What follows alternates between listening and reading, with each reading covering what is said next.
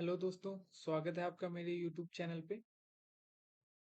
इस वीडियो में हम लोग linear differential equation with constant coefficient पढ़ने वाले हैं। ठीक है, और ये बीएससी लेवल का होने वाला है। लेकिन इस टॉपिक को पढ़ने से पहले आप लोग को कुछ और भी चीजें जो है वो पता होना चाहिए। ठीक है, linear differential equation with constant coefficient पढ़ने से पहले आप लोग को पता होना चाहिए कि डिफरेंशियल इक्वेशन क्या होता है, लीनियर डिफरेंशियल इक्वेशन क्या होता है। ठीक है, तो मैं इस टॉपिक को बताने से पहले आपको कुछ और चीजें बता दे रहा हूँ ताकि आप लोग को ये टॉपिक समझने में दिक्कत ना हो। ठीक है, सबसे पहले हम लोग देख लेते हैं कि डिफरेंशियल इक्वेशन क्या होता है।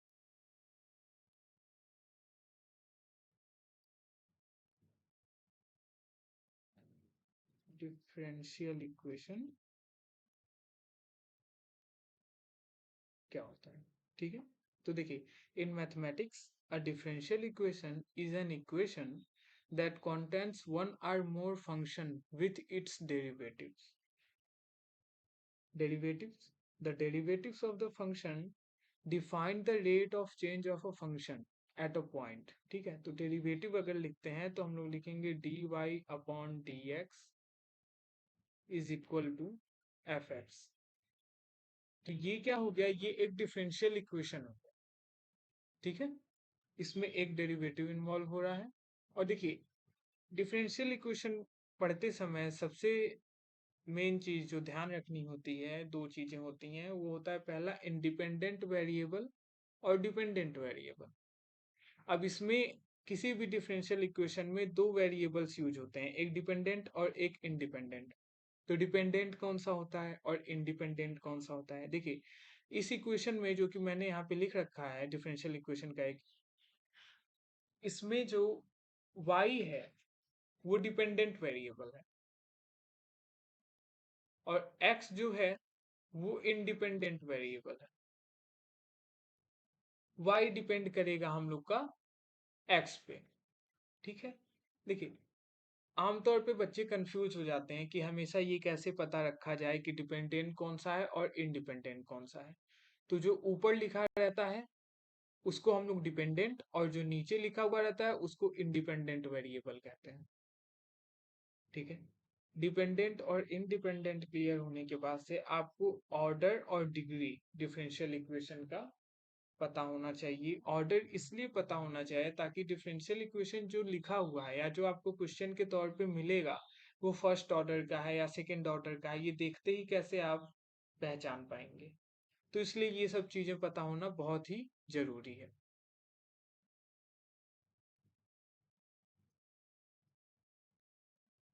तो मैं अब आप लोग को बता देता हूं order of a differential equation.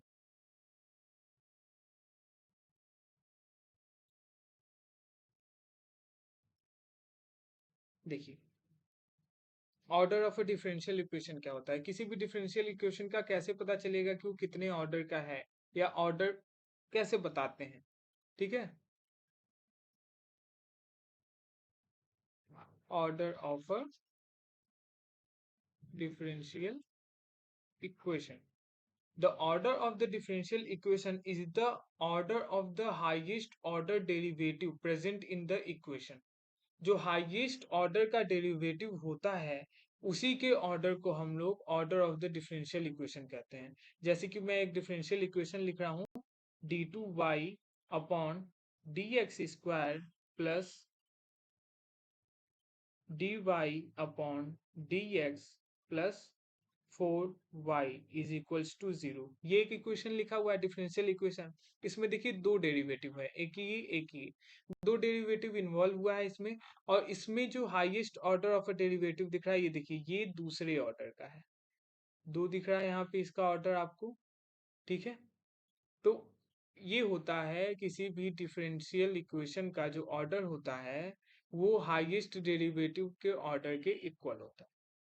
ठीक है, तो ये इक्वेशन कितने ऑर्डर का हो गया, दो ऑर्डर का हो गया। ठीक, एक इक्वेशन मैं और लिखता हूं, dy upon dx plus y is equal to 0। ये कितने ऑर्डर का है, तो इसमें डेरिवेटिव आपको दिख रहा है, एक डेरिवेटिव है और इस डेरिवेटिव का हाईएस्ट ऑर्डर क्या है, तो ये 1 ऑर्डर का है। इस हिसाब से order of a differential equation क्या हो गया, इसके लिए हो गया 1। ठीक है, अब देखिए डिग्री की बात करते हैं, degree of a differential equation. देखिए इसके पहले तो ये देख लीजिए, जब इसमें ऑर्डर फर्स्ट है यानी ये फर्स्ट ऑर्डर का डिफरेंशियल इक्वेशन हुआ। इसमें आप ऑर्डर 2 देख रहे हैं यानी ये सेकंड ऑर्डर का डिफरेंशियल इक्वेशन हुआ। अगर ऑर्डर 3 रहता तो थर्ड ऑर्डर का डिफरेंशियल इक्वेशन होता। ठीक है, सेकंड ऑर्डर को कहीं पे लिखने, कहीं कहीं पे थोड़े अलग तरीके से आप लोग लिखा हुआ पाएंगे, तो कंफ्यूज मत होइएगा। जैसे d square y upon D x square लिखा हुआ है, इसको हम लोग ऐसे भी लिख सकते हैं, d upon D x in bracket d Y upon D x, दोनों सेम है एकदम। ये भी सेकंड ऑर्डर बता रहा है, ये भी सेकंड ऑर्डर। कभी कभी किसी पेपर में एमसीक्यू क्वेश्चंस में ऐसे दे देता है और पूछ देता है ये सेकंड ऑर्डर का है या नहीं। बच्चे सिर्फ इतना ही ध्यान देते हैं और फर्स्ट ऑर्डर का इसको समझ लेते हैं, सेकंड ऑर्डर का लगाते ही नहीं। तो लिखने का अलग अलग तरीका होता है, आप लोग ध्यान दीजिएगा। अब इस ब्रैकेट को ओपन अगर किया जाए तो ये फिर हम लोग का इसी रूप में जो है कन्वर्ट हो जाएगा। ठीक है, देखिए फर्स्ट ऑर्डर और सेकंड ऑर्डर में बता दिया। एक चीज और देखिए, जैसे इस तरीके से रिप्रेजेंट कर रहे हैं तो ऑर्डर जो है रिप्रेजेंट करते हैं, ये y के लिए है, फंक्शन यहाँ पे y यूज हो रहा है। अगर y डबल डैश लिख दिया जा रहा है तो भी ये सेकंड ऑर्डर के लिए है। अगर y सिंगल डैश लिखा हुआ है तो ये फर्स्ट ऑर्डर का है। अगर y अगर ऐसे 3 डैश बना देते हैं तो ये 3 ऑर्डर का है, थर्ड ऑर्डर का डिफरेंशियल इक्वेशन है। ठीक है, ये ध्यान रखिएगा आप लोग। अब देखिए डिग्री कैसे पता चलेगा। The degree of the differential equation is the power of the highest order derivatives. Highest order का जो डेरिवेटिव होगा उसके पावर, उसका जो पावर होगा वो degree of the differential equation होगा। ठीक है,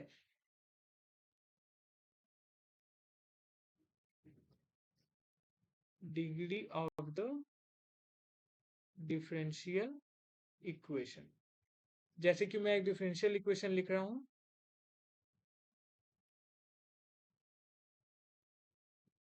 plus d Y upon D x is equals to 0।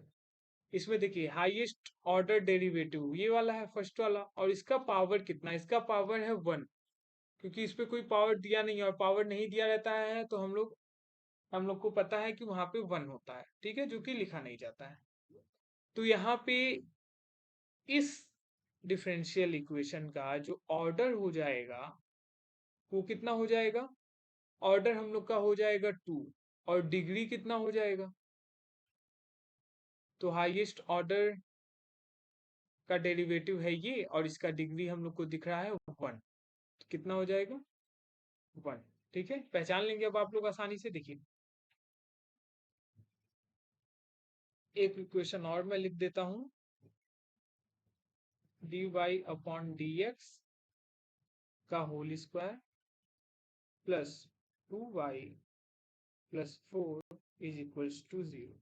ये भी एक डिफरेंशियल इक्वेशन लिखा हुआ है, इसमें ऑर्डर बताना है और डिग्री बताना है। ठीक है, तो देखिए डेरिवेटिव इसमें ये आप देख रहे हैं, इसका हाईएस्ट ऑर्डर यहाँ पे 1 है, कुछ नहीं लिखा है तो यहाँ पे इसका ऑर्डर कितना हो गया, ऑर्डर हो गया 1। हाईएस्ट डेरिवेटिव यही है, इसका डिग्री देखिए 2 दिया हुआ है, तो डिग्री कितना हो जाएगा, डिग्री हो जाएगा 2। ठीक है, देखिए किसी भी डिफरेंशियल इक्वेशन का अगर ऑर्डर और डिग्री डिफाइंड है, ठीक है, तो वो हमेशा पॉजिटिव इंटीजर होगा। ध्यान देने वाला एकदम पॉइंट है, आपको एमसीक्यू क्वेश्चन में भी ये लिखा हुआ मिल सकता है। ठीक, और बहुत जगह ये पूछ लिया जाता है, छोटा सा पॉइंट है लेकिन बच्चे ध्यान नहीं देते हैं। ठीक है, अगर ऑर्डर और डिग्री किसी भी डिफरेंशियल इक्वेशन का डिफाइंड है तो ये एकदम कंफर्म है कि वो पॉजिटिव इंटीजर होगा, अगर डिफाइंड है तब। ठीक है, देखिए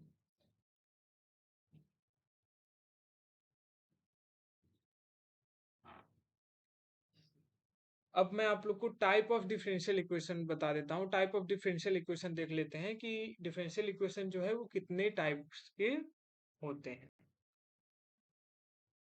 टाइप ऑफ डिफरेंशियल इक्वेशन, ठीक है। तो देखिए, मैं इसका बेसिक जो दो टाइप है आपको वही बता रहा हूँ जो आपके लिए जानना बहुत जरूरी है। 2 से 3 टाइप, ठीक है। वैसे तो होता है ऑर्डिनरी, पार्शियल, लीनियर, होमोजीनियस, फिर नॉन लीनियर, नॉन होमोजीनियस, ठीक है। लेकिन जो आप लोग को ये टॉपिक पढ़ने के लिए, linear differential equation with constant coefficient पढ़ने के लिए जो इंपॉर्टेंट टॉपिक्स हैं, मैं आपको सिर्फ अभी वही बता रहा हूँ, ठीक है। तो टाइप ऑफ डिफरेंशियल इक्वेशन, पहला हम लोग देखेंगे ऑर्डिनरी। ऑर्डिनरी डिफरेंशियल इक्वेशन क्या होता है, ठीक है। An ordinary differential equation involves function and its derivative.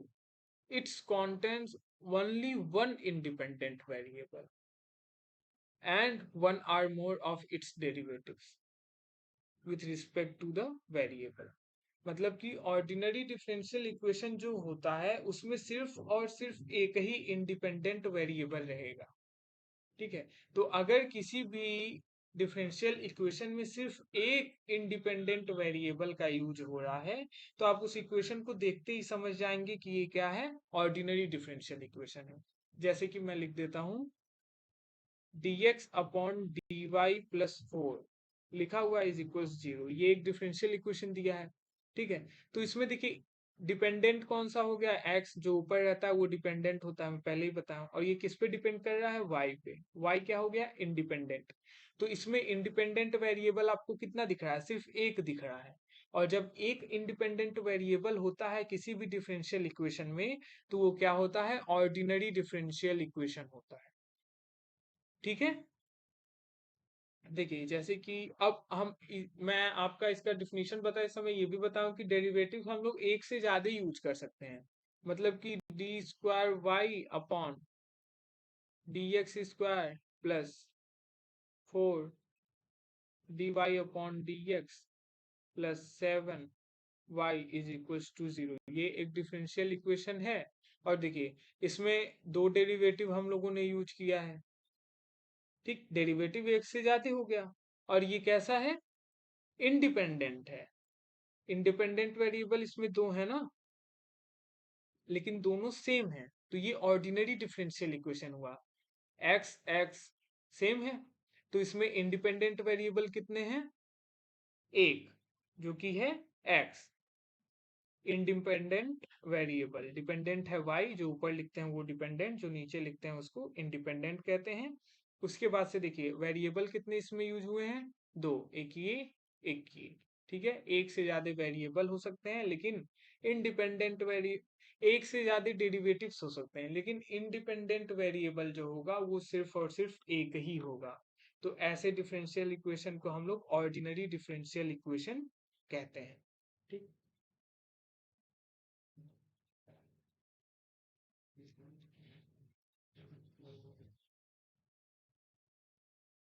Ordinary के बाद देखिए, ऑर्डिनरी के बाद से आ जाता है पार्शियल। पार्शियल डिफरेंशियल इक्वेशन,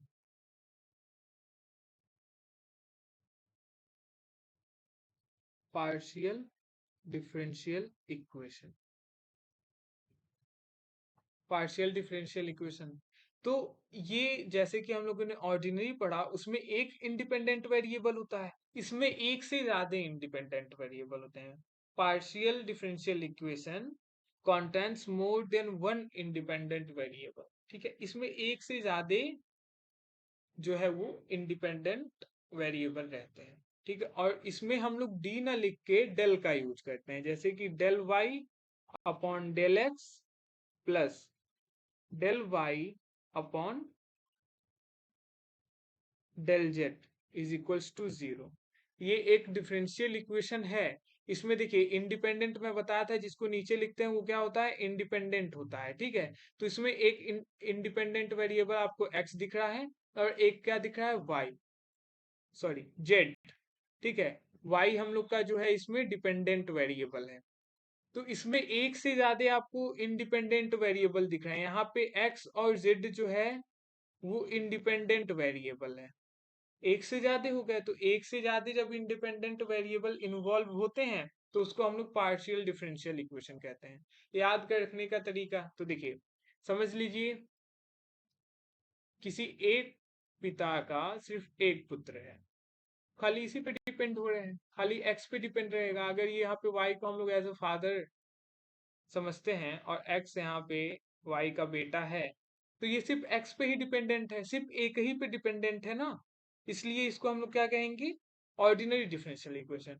अब इसी के अगर दो या दो से ज्यादा बेटे होते, एक्स जेड, एक और समझ लीजिए पी या के या आर, कुछ भी, ठीक है, तो ये अब वाई जो है एक्स पे भी डिपेंड करेगा, जेड पे भी डिपेंड करेगा, आर पे भी डिपेंड करेगा, ये वाई एज अ फादर अपने तीनों बच्चों पे डिपेंड करेगा, ठीक है। तो यहाँ पे ये तीन पे डिपेंड कर रहा है, इसी के हिस्से हैं ये तीनों इसी के हिस्से हैं, तो पार्शियलिटी हो गई ना यहाँ पे।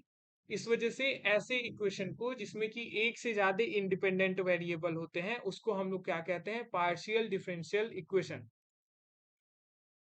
पार्शियलिटी हो जा रही है यहाँ पे, देखिए सीधे सीधे देख के पता चला है। तो ये एग्जांपल आप लोग अगर याद रखेंगे तो आप लोग को कभी भूलेगा नहीं कि पार्शियल डिफरेंशियल इक्वेशन क्या होता है और ऑर्डिनरी डिफरेंशियल इक्वेशन क्या होता है, ठीक है। अब इसके बाद से आता है लीनियर डिफरेंशियल इक्वेशन, कि लीनियर डिफरेंशियल इक्वेशन क्या होता है। लीनियर डिफरेंशियल इक्वेशन, ध्यान से सुनते रहिए और समझते रहिए, ठीक है। लीनियर डिफरेंशियल इक्वेशन क्या होता है, तो ऐसा इक्वेशन जिसमें जो डेरिवेटिव है उसका जो पावर है वो सिर्फ वन हो, उसको हम लोग लीनियर डिफरेंशियल इक्वेशन कहते हैं, ठीक है। जैसे कि मैं एक इक्वेशन अगर यहाँ पे लिख रहा हूँ, d square y upon D x square plus two y is equal to zero, ये एक डिफरेंशियल इक्वेशन है और इसमें जो पावर है इस डेरिवेटिव का वो कितना है, वन है, तो ये एक लीनियर डिफरेंशियल इक्वेशन है। अगर यही पावर यहाँ पे मैं वन की जगह कुछ और कर दूं, समझिए फोर हो गया, ठीक है, तो अब ये लीनियर डिफरेंशियल इक्वेशन नहीं है, ठीक है। तो यहाँ पे क्या हो गया, पावर वन से चेंज हो गया ना। तो ऐसा डिफरेंशियल इक्वेशन जिसके डेरिवेटिव का पावर जो है वो वन होता है उसको हम लोग लीनियर डिफरेंशियल इक्वेशन कहते हैं। एमसीक्यू में आपके चार ऑप्शन दे देगा, डिफरेंशियल इक्वेशन चार लिख के, और पूछ दिया आपसे कि कौन सा लीनियर डिफरेंशियल इक्वेशन है, तो जिसका कि ऑप्शन, ऐसा ऑप्शन जिसमें आप लोग किसी भी डेरिवेट मतलब हर एक डेरिवेटिव जितना भी उस इक्वेशन में इन्वॉल्व हो रहा है उसके सबके पावर अगर वन है तो वो एक लीनियर डिफरेंशियल इक्वेशन होगा। आंख बंद करके वो ऑप्शन सही कर दीजिएगा आप लोग, ठीक है।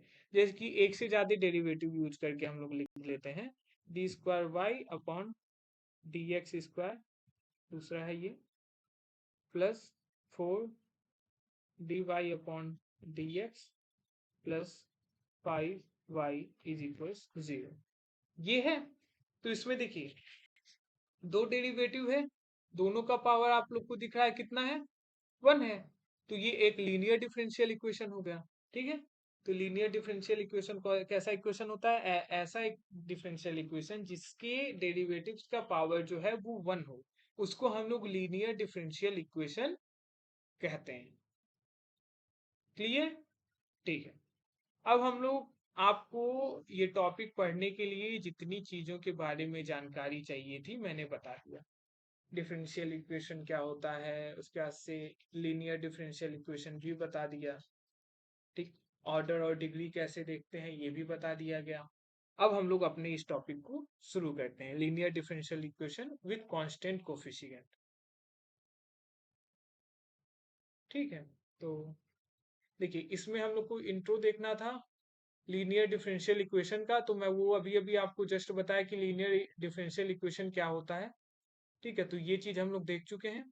ऑपरेटर डी के बारे में इसमें देखेंगे हम लोग, फिर कॉम्प्लीमेंट्री फंक्शन क्या होता है और उसको कैसे निकालते हैं, रूल्स क्या है उसको फाइंड आउट करने के, ठीक है।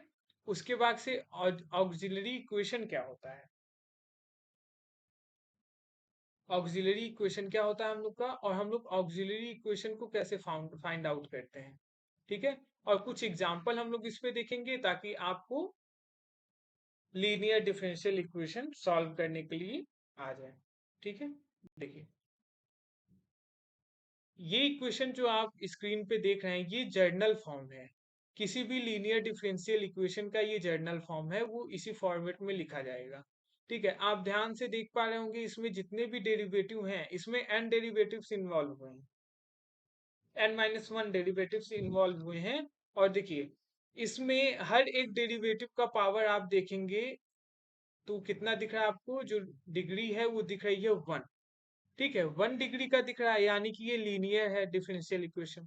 ठीक है, तो ये लीनियर डिफरेंशियल इक्वेशन है, ये देखते ही पता चल गया। क्वेश्चन सॉल्व करने से पहले ये पता होना चाहिए कि पहचानेंगे कैसे कि कैसा क्वेश्चन है और करना क्या है। तो ये अब आप पहचान पा रहे हैं कि ये लीनियर डिफरेंशियल इक्वेशन है। कैसे? क्योंकि डेरिवेटिव जो है उसका पावर है 1, और किसी भी डेरिवेटिव का जब पावर 1 हो तो वो एक, मतलब किसी इक्वेशन में इन्वॉल्व होने वाले हर एक डेरिवेटिव का पावर अगर 1 है तो वो एक लीनियर डिफरेंशियल इक्वेशन है। ठीक है, तो ये जर्नल फॉर्मेट होता है nth ऑर्डर के। देखिए nth ऑर्डर का ये लीनियर डिफरेंशियल इक्वेशन है। ठीक, यहाँ पे q क्या है? q यहाँ पे x alone, function of x alone है, मतलब x का ये फंक्शन है यहाँ पे। ठीक, और ये हम लोग nth ऑर्डर का कांस्टेंट कोफिशिएंट डिफरेंशियल इक्वेशन देख रहे हैं। यहाँ पे जो a0, a1, a1-1, उसके बाद से an, ये जितने भी हैं a के टर्म, स्मॉल a के, वो क्या है हम लोग के कांस्टेंट टर्म है। ठीक है, अगर इस इक्वेशन में हम लोग q जो है, q के फंक्शन को 0 कर देते हैं। देखिए यहाँ पे इफ qx बिकम्स 0, ठीक है, तब जो हम लोग का ये इक्वेशन है वो होमोजीनियस इक्वेशन बन जाएगा। मतलब कोई भी डिफरेंशियल इक्वेशन अगर उसका राइट साइड का टर्म 0 हो जाता है तो वो होमोजीनियस इक्वेशन में कन्वर्ट हो जाता है। अब देखिए ये इक्वेशन हम लोग का कैसा है, लीनियर है, और इसकी राइट साइड के टर्म को हमने 0 कर दिया, तो ये एक होमोजीनियस लीनियर डिफरेंशियल इक्वेशन में कन्वर्ट हो गया। कैसे इक्वेशन में? Homogeneous linear differential equation. ठीक है, तो होमोजीनियस लीनियर डिफरेंशियल इक्वेशन आप कैसे पहचानेंगे? डिफरेंशियल इक्वेशन दिया रहेगा, राइट साइड का टर्म उसका 0 रहेगा। ठीक है, और उसके बाद से वो लीनियर डिफरेंशियल होना चाहिए, मतलब कि जो डेरिवेटिव्स के पावर है वो क्या होना चाहिए, 1 होना चाहिए, तब वो एक linear homogeneous linear differential equation होगा। आगे चलते हैं।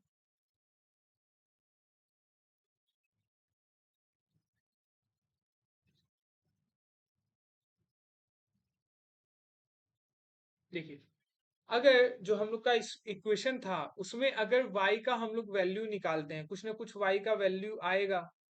सपोज करते हैं y1, उस सॉल्यूशन में हम लोग को सॉल्यूशन मिला y का y1। ठीक है, जो इक्वेशन हम लोगों ने पीछे यूज किया था उसका, इस इक्वेशन में y का वैल्यू हम लोग को मिल गया y1।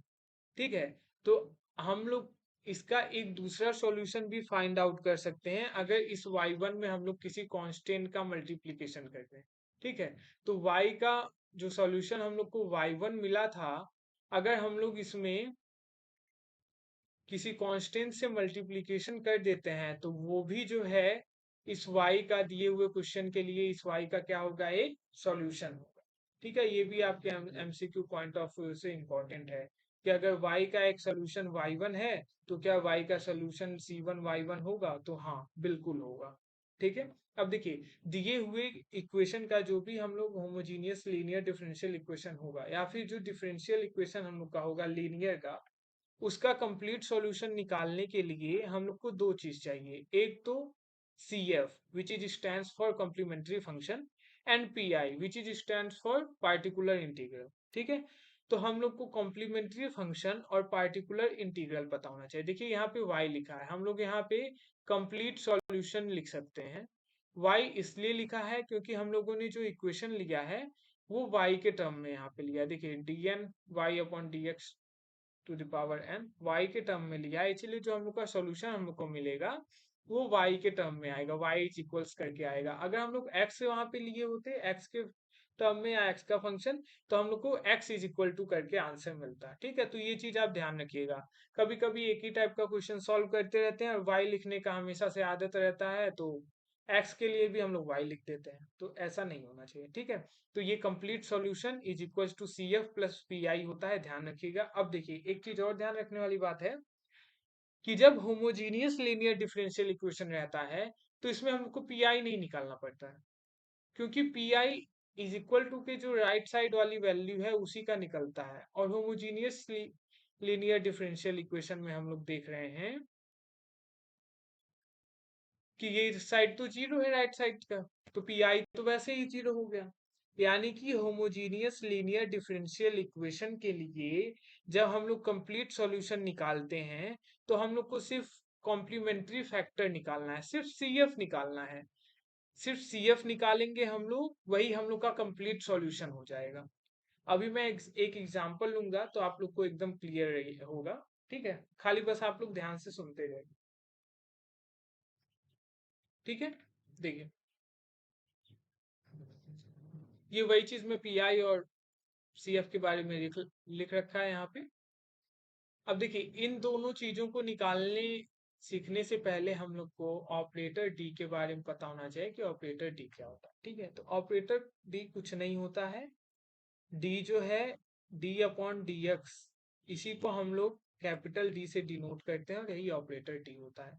जैसे जैसे हम लोग पावर बढ़ाएंगे, देखिए यहाँ पे पावर मिस हो गया, यहाँ स्क्वायर होगा, यहाँ क्यूब होगा।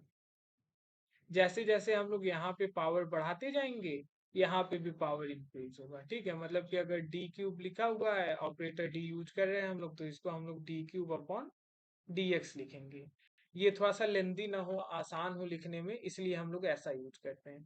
ठीक है, अब देखिए, अब अगर इस d का वैल्यू जो जो कि हम लोगों ने d is equal to d upon D x लिया है, वो जो इक्वेशन नंबर हम लोग का फर्स्ट था होमोजीनियस लीनियर डिफरेंशियल इक्वेशन का, अगर इसमें हम लोग ऑपरेटर डी का यूज करें, डी का वैल्यू क्या है हम लोग का, डी अपॉन डी एक्स, तो हम लोग हर एक डी अपॉन डी एक्स की जगह पे ऑपरेटर डी का वैल्यू रखेंगे तो हम लोग को क्या मिलेगा। ठीक है, ये इक्वेशन है होमोजीनियस लीनियर डिफरेंशियल इक्वेशन। कैसे पता चल रहा है ये होमोजीनियस लीनियर है? होमोजीनियस है, राइट साइड में जीरो है। लीनियर कैसे पता चल रहा है? तो पावर्स जो है डेरिवेटिव्स के वो कितने हैं, वन है। ठीक है, तो आप लोग पहचान पा रहे हैं आराम से कि ये होमोजीनियस लीनियर डिफरेंशियल इक्वेशन है। कई सारे इक्वेशन, चार ऑप्शन देके आपको ये भी पूछ सकता है कि क्या ये होमोजीनियस लीनियर डिफरेंशियल इक्वेशन है या नहीं। ठीक है, तो आपको पहचानने आना चाहिए, किसी भी क्वेश्चन को सॉल्व करने से पहले उसको पहचानना बहुत जरूरी होता है। ठीक है, देखिए अब हम लोग जब हर एक डी अपॉन डी एक्स की जगह पे डी रखेंगे, कैपिटल डी, यानी उसको कैपिटल डी से रिप्लेस करेंगे, तो हम लोग को ये वाला इक्वेशन फॉर्म होकर मिलेगा। इस फॉर्मेट का हम लोग को इक्वेशन मिलता है। ठीक है, और इसको हम लोग फंक्शन डी में कन्वर्ट कर लेते हैं। तो देखिए y सब में कॉमन है, y कॉमन ले लिए यहाँ पे, और उसके बाद से बाकी a zero d square plus a one d to the power n minus one plus dot dot dot plus a n minus one d plus a n, y common ले लिए, तो इतना हम लोग का फंक्शन ऑफ डी बन गया है ये चीज। ठीक है, और y कॉमन पे है। ऐसा क्यों किए हैं, तो अभी आपको ये चीज आगे समझ आएगा कि आखिर इसका यूज हम लोगों ने ऐसे क्यों किया है। देखिए solution of F D, F D convert हम लोग करते हैं रूट निकालने के लिए, फंक्शन ऑफ डी में हम लोगों ने कन्वर्ट किया है। ठीक है, अब यहाँ से जो हम लोग एफ डी वाई निकाले हैं, इसको सॉल्व करने के लिए हम लोग डी को रिप्लेस कर देते हैं एम से। ठीक है, और y को निग्लेक्ट करते हुए इसको जीरो के इक्वल कर देते हैं, तो ये हम लोग का ऑक्सिलरी इक्वेशन में कन्वर्ट होता है। पहले पेज पे ही लिखा हुआ था कि ऑक्सिलरी इक्वेशन, और उसको कैसे फाउंड आउट करते हैं हम लोग ये सीखेंगे। तो जो हम लोग का एफ डी आता है, f d y is equal zero, इस डी को हम लोग रिप्लेस कर देते हैं स्मॉल m से, तो ये बन जाता है f m is equal to zero. Y को हटा देते हैं, निग्लेक्ट करते हैं, तो ये हम लोग का ऑक्सिलरी इक्वेशन बनता है। और इसका यूज करके, इसको सॉल्व करके हम लोग क्या फाइंड आउट करते हैं, रूट्स निकालते हैं। ठीक है, देखिए hence we can say that f d is equal zero give the value of d as the equation fm is equals to 0 give the value of m। मतलब कि अगर हम लोग खाली हम लोग m से रिप्लेस ही तो कर रहे हैं, m से रिप्लेस ना करें d को, तो जो हम लोग fd का फंक्शन ऑफ d को सॉल्व करने पे, इक्वेशन d का जो हम लोग को मिलेगा उसको सॉल्व करने पे जो d का वैल्यू आएगा, वही fm को भी सॉल्व करने पर m का वैल्यू आएगा, दोनों सेम आएगा। d is equal to m ही तो कर रहे हैं ना हम लोग, तो दोनों इक्वेशन अलग अलग भी सॉल्व करते हैं तो सेम आएगा, लेकिन हम लोग ऑक्सिलरी में m के रूप में कन्वर्ट कर लेते हैं। अब देखिए रूट अलग अलग टाइप के आ सकते हैं, जो हम लोग रूट्स निकाल रहे हैं वो सेम तो आएगा नहीं, ठीक है, एक से ज्यादा रूट आ रहा है तो अब देखिए वहां पे कुछ केसेस अराइज होते हैं, कुछ केस हम लोग को अलग से मिलने लगता है कि अगर रूट्स जो हैं वो रियल और डिफरेंट आने लगे, या फिर इक्वल रूट्स आने लगे। इक्वल रूट्स यानी कि समझ लीजिए m-1 का होल स्क्वायर है, ये हम लोग का ऑक्सिलरी इक्वेशन मिला है, तो हम लोग को यहाँ से m का वैल्यू कितना मिलने लगेगा, 1 1, इक्वल रूट आ गया ना, तो ऐसा आएगा। या फिर इमेजिनरी रूट आने लगे, यानी कि आयोटा के टर्म में आने लगे, आयोटा का वैल्यू आप लोग जानते हैं √-1 होता है, तो इमेजिनरी के फॉर्मेट में आने लगे, तो हम लोग उसका सॉल्यूशन कैसे देंगे, ठीक है, अगर इमेजिनरी के फॉर्मेट में आ जाता है तो देखिए जब हम लोग after finding the roots from a that is auxiliary equation put the general solution with the help of this table, इस टेबल का यूज करके तब हम लोग कंप्लीट सॉल्यूशन बताते हैं। कब? जब ए आई का हम लोग वैल्यू निकाल लेते हैं, कहाँ से, एफ एम का यूज करके, ठीक है, जो फंक्शन ऑफ एम हम लोग लिए हैं उससे हम लोग ऑक्सिलरी इक्वेशन जो हम लोग का बन रहा है उससे जब हम लोग रूट्स निकाल लेते हैं उस बेसिस पे हम लोग कंप्लीट सॉल्यूशन देते हैं। ये टेबल बहुत इंपॉर्टेंट है, बहुत ज्यादा। रूट्स निकालने के बाद से आप कंप्लीट सॉल्यूशन तभी बता पाएंगे जब ये टेबल आपको याद हो। अभी तो ठीक है, पढ़ते समय ये टेबल आप लोग कभी भी देख सकते हैं, लेकिन एग्जाम में तो नहीं ना लेके जा सकते। हालांकि क्वेश्चन सॉल्व करते करते टेबल आराम से याद हो जाता है, तो हाइपर होने की जरूरत नहीं है कि टेबल के इतने सारे वैल्यू जो कि कुछ अजीब अजीब दिख रहे हैं कैसे याद होंगे। जैसे जैसे क्वेश्चन सॉल्व करेंगे आराम से याद हो जाएगा, ठीक है। पेशेंस बनाए रखिए, ये वीडियो थोड़ा सा लंबा होगा, आगे से वीडियो थोड़े छोटे हो जाएंगे क्योंकि इसमें आप लोग को बेसिक से थोड़ा बताना पड़ा है। देखिए अगर जो हम लोग का रूट है वो रियल और डिफरेंट आएगा, यानी कि अगर एन टर्म्स आ रहे हैं एम के, वो अगर रियल आए और डिफरेंट आए तो सॉल्यूशन हम लोग इस बेसिस पे देते हैं, ठीक है। टेबल अभी आपको समझने में थोड़ा सा दुविधा होगा, थोड़ा दिक्कत होगा, इस वजह से जब मैं आपको एक क्वेश्चन बता लूंगा उसके बाद से आप टेबल आराम से समझने लगेंगे, ठीक है। तो अभी एक दो पॉइंट मैं बता रहा हूँ टेबल से रिलेटेड, आप ध्यान से सुनिए, फिर हम लोग एक क्वेश्चन देखेंगे, उसके बाद से आप लोग को क्लियर हो जाएगा आराम से कि टेबल का यूज कैसे हो रहा है, ठीक है, इस टेबल का यूज आपको कैसे करना है। दूसरा पॉइंट कह रहा है टू इक्वल रियल रूट्स, अगर दो इक्वल रियल रूट आ जा रहे हैं, मतलब कि दो रूट, जैसे कि मैंने अभी पीछे ही बताया आपको m का वैल्यू 1 1 आ जा रहा है, उसके बाद से ऑल अदर आर डिफरेंट, और उसके बाद से जो है वो अलग अलग रूट मिलने लग रहे हैं हम लोग को, ठीक है। तो जो सेम मिलेंगे उसको हम लोग इस फॉर्मेट में लिखते हैं, उसके बाद से फिर डिफरेंट के लिए वही वाला फॉर्मेट यूज करेंगे जो पहले के लिए कर रहे हैं, जो इसके लिए कर रहे हैं, ठीक है। मैं सीधे पहले आपको एक क्वेश्चन बताता हूँ, उसके बाद से आपको समझ, उसके बाद से टेबल मैं आपको बताता हूँ, तो आप लोग को समझने में थोड़ा सा आसानी होगा। देखिए ये क्वेश्चन लिखा हुआ है हम लोग का, ये एक क्वेश्चन दिया है, इसको सॉल्व करना है, और ये वैल्यू क्यों दिया है ये मैं अभी आपको इक्वेशन सॉल्व करने के बाद बताऊंगा कि इस वैल्यू का यूज कैसे करना है। x का वैल्यू 0, dy अपॉन dx का वैल्यू भी 0, फिर y का वैल्यू 0, ये क्या है, तो ये मैं अभी आपको लास्ट में समझाऊंगा।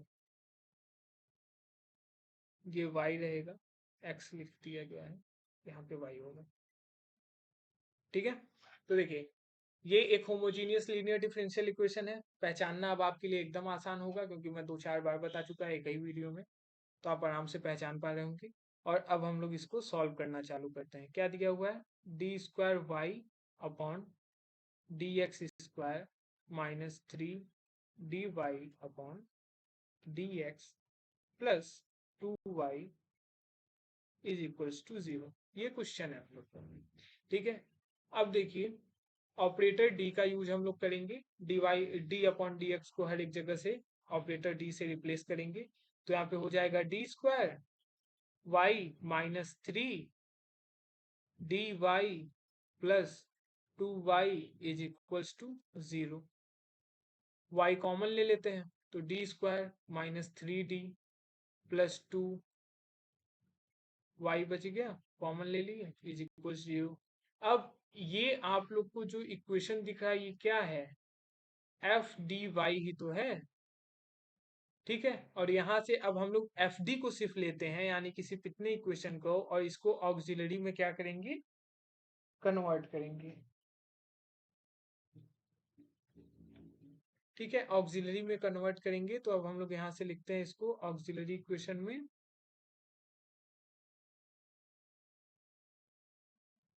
ऑक्सिलरी इक्वेशन लिखेंगे। देखिए इक्वेशन को मैं शॉर्ट में ऐसे यूज कर रहा हूँ, समझिएगा आप लोग। तो यहाँ से हो जाएगा m square minus 3m plus 2 is equals to 0। इसका सॉल्व करके अब हम लोग रूट फाइंड आउट करेंगे,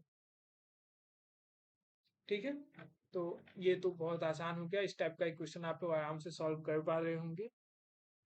तो इसका मैं डायरेक्ट रूट लिख दे रहा हूँ, m इज इक्वल टू 1 और 2, ये दो रूट इसके आएंगे, एक हो गया 1 एक आएगा 2, ठीक है। तो अब देखिए रूट निकालने के बाद से, जब रूट हम लोग ऑक्सिलरी इक्वेशन कन्वर्ट करके जब रूट निकाल लेंगे, उसके बाद से हम लोग जाएंगे टेबल पे।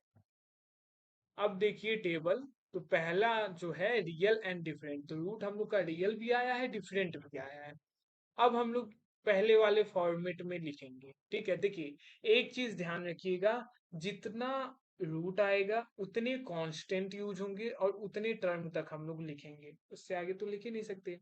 और दूसरा ये कैसे पता चलता है कि रूट कितना आएगा, ठीक है, जितने ऑर्डर का इक्वेशन उतने रूट, दो ऑर्डर का इक्वेशन था ये, तो इस वजह से हम लोग को दो रूट यहाँ पे मिले हैं। तीन ऑर्डर का इक्वेशन होता है तो तीन रूट मिलते हैं, ठीक है। कभी कभी इतना आसान क्वेश्चन एमसीक्यू में आता है, क्वेश्चन दे देगा, पूछेगा कितने रूट मिलेंगे, 2 4 6, ठीक है। तो आप सीधे सीधे इक्वेशन देखिए कितने ऑर्डर का है, अगर तीन ऑर्डर का है तो तीन रूट मिलेंगे, दो ऑर्डर का है दो रूट मिलेंगे, 50 ऑर्डर का है तो 50 रूट मिलेंगे। हालांकि 50 ऑर्डर का आएगा नहीं, और सॉल्व करना भी बहुत आसान होता है 50 ऑर्डर वाले को, ठीक है। देखिए आगे बढ़ते हैं, तो टेबल के अकॉर्डिंग हम लोग का m का वैल्यू आया है 1 और 2, तो टेबल के अकॉर्डिंग हम लोग जब कंप्लीट सॉल्यूशन लिखेंगे, देखिए कंप्लीट सॉल्यूशन सीधे हो जाएगा, हम लोग इस टेबल से हम लोग को क्या मिलता है, CF मिलता है, ये कॉम्प्लीमेंट्री फंक्शन ही मिलता है।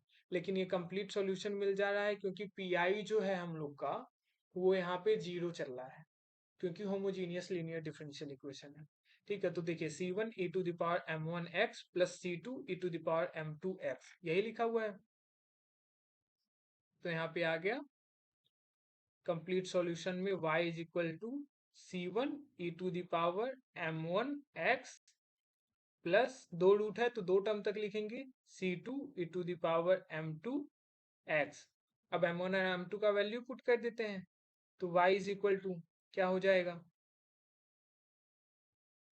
C1 e to the power m1 का वैल्यू 1, x 1 हो तो ना भी लिखिए, फर्क पड़ेगा नहीं, plus C2 e to the power m2 का वैल्यू आया 2x।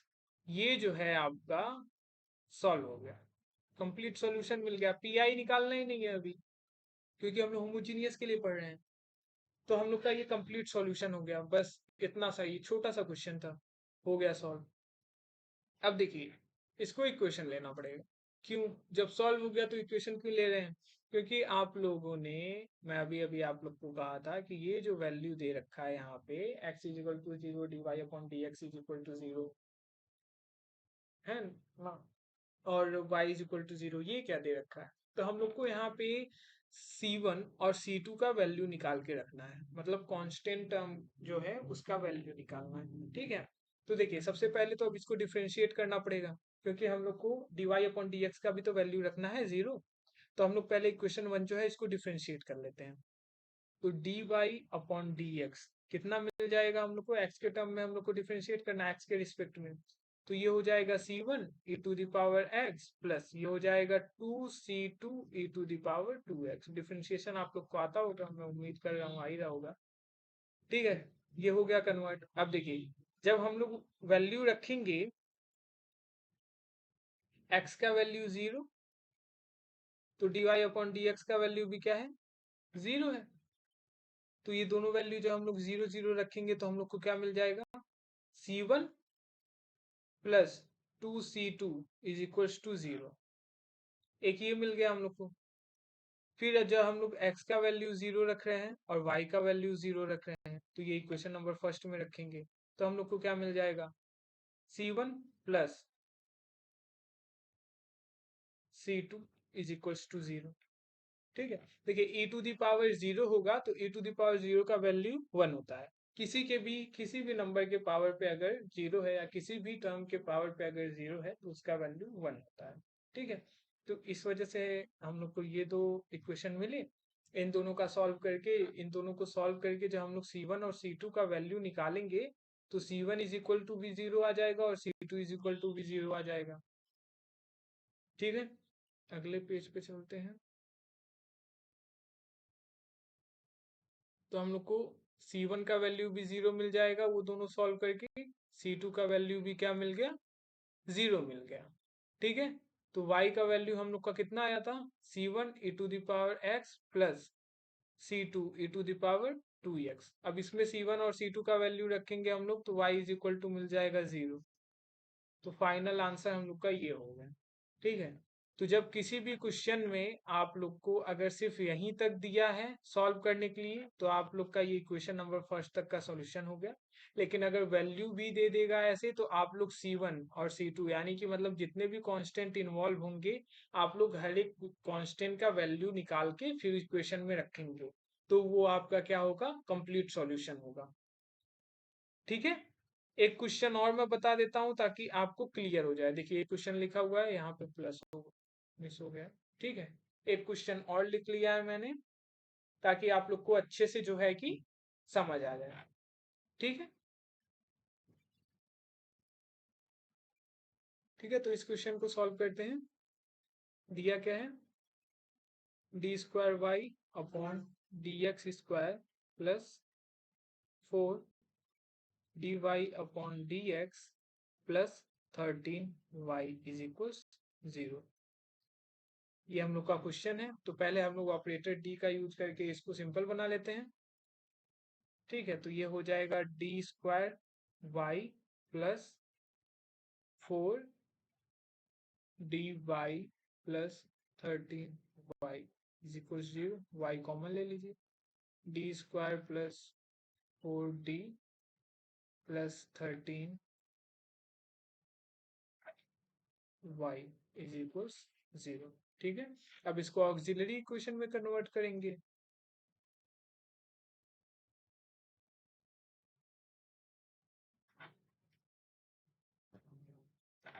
तो क्या हो जाएगा, m square plus 4m plus 13 is equal to 0।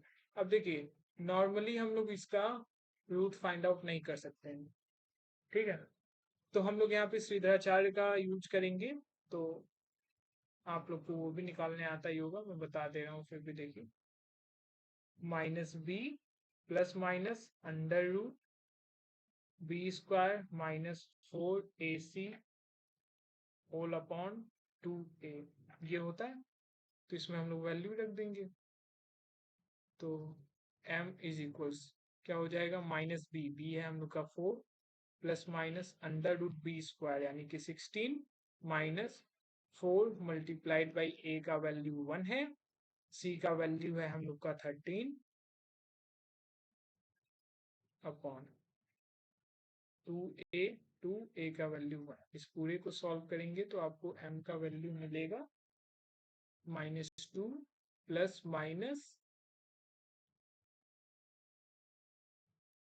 3i। ठीक है, मैं सीधे सीधे इसको सॉल्व कर दिया, आप लोग सॉल्व कर लेंगे। आई आयोटा के फॉर्मेट में आ गया क्योंकि जब आप इस अंडर रूट वाले टर्म को सॉल्व करेंगे तो आप लोग को अंडर रूट में वहां पे -36 आएगा। ठीक है, तो अंडर रूट -1 के लिए हम लोगों ने आई लिख दिया 36 को 6 लिख देंगे और 2 से 6 डिवाइड होगा तो 3 बच जाएगा। ठीक है, अब फिर हम लोग चलेंगे टेबल पे। टेबल पे देखेंगे कि ये रूट किससे मैच हो रहा है और उसके अकॉर्डिंग फिर हम लोग क्या करेंगे, इसका कंप्लीट सॉल्यूशन लेंगे। ठीक है, तो टेबल पे चलते हैं। देखिए, ये देखिए फोर्थ वाला जो कह रहा है imaginary root a plus minus i beta. ठीक है, इसी फॉर्मेट में हम लोग का रूट आया है।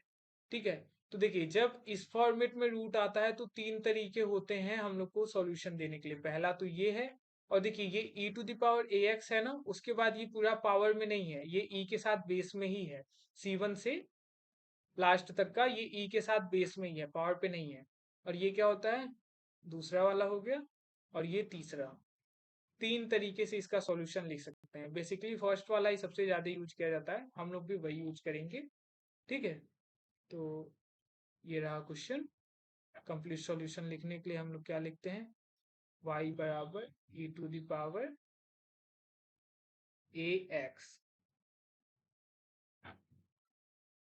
फिर c1 cos, ये c1 है, c1 cos bx plus c2 sin bx। ये है हम लोग का। अब हम लोग यहाँ पे वैल्यू पुट कर देंगे। देखिए जो वैल्यू आया ये a है हम लोग का -2, और ये 3 जो है हम लोग का ये b है। ठीक है, तो y इज इक्वल्स टू क्या हो जाएगा, e to the power -2x, c1 ही हो गया, cos b का वैल्यू हम लोग का है 3, तो 3x plus c2 sign 3x। ये हम लोग का हो गया कंप्लीट सॉल्यूशन। पीआई निकालना नहीं है, कितनी बार मैं बोल चुका हूँ कि पीआई नहीं निकालना है, क्योंकि यहाँ पे पीआई का वैल्यू 0 चल रहा है, होमोजीनियस के लिए है। ठीक है, तो ये हम लोग का आंसर हो जाएगा, है ना। ठीक है, तो दो एग्जाम्पल लेके मैंने आप लोगों को इतना क्वेश्चन बता दिया है, इतना टॉपिक डिस्कस कर दिया, ताकि आप लोग को आसानी रहे सॉल्व करने के लिए। ठीक है, अब देखिए एमसीक्यू क्वेश्चन में मैथमेटिक्स का अगर एमसीक्यू क्वेश्चन है, ठीक है, तो एग्जैक्ट तो वही नहीं मिलेगा, लेकिन टाइप मिल सकता है, क्योंकि जिस हिसाब का आप जिस टाइप का आप सॉल्व करें उसी टाइप का आ जाए तो आप लोग सॉल्व कर लेंगे। ठीक है, तो इसलिए मैं सॉल्यूशन बताते हुए चल रहा हूँ, ताकि आप लोग को अगर ये आए इस टाइप का क्वेश्चन तो आप लोग सॉल्व कर सकें। सिर्फ एग्जाम के लिए ही नहीं, भविष्य में भी सही रहेगा आप लोग के लिए। ठीक है, अगले वीडियो में मैं आप लोग को कुछ इंपॉर्टेंट क्वेश्चंस बताऊंगा, जिससे आप लोग के एग्जाम में क्वेश्चन आएगा, ये रिटन में भी आएगा और एमसीक्यू में भी आएगा। ठीक है, तो आज के वीडियो में इतना ही, जितना भी बताया हूँ ध्यान से पढ़िए। ये वीडियो थोड़ा सा लंबा हो गया, क्योंकि बेसिक से आप लोग को बताना पड़ा है। जीरो से हीरो बनने की बात है तो बेसिक से बताना ही पड़ेगा। ठीक है, तो बेसिक से बताया हूँ, इस वजह से थोड़ा सा लंबा हुआ है। बाकी अगले वीडियो से मैं कोशिश करूंगा थोड़ा जल्दी जल्दी बताऊं, और आप लोग भी जल्दी जल्दी समझने का कोशिश कीजिएगा। ठीक है, थैंक यू एवरीवन, मिलते हैं अगले वीडियो में।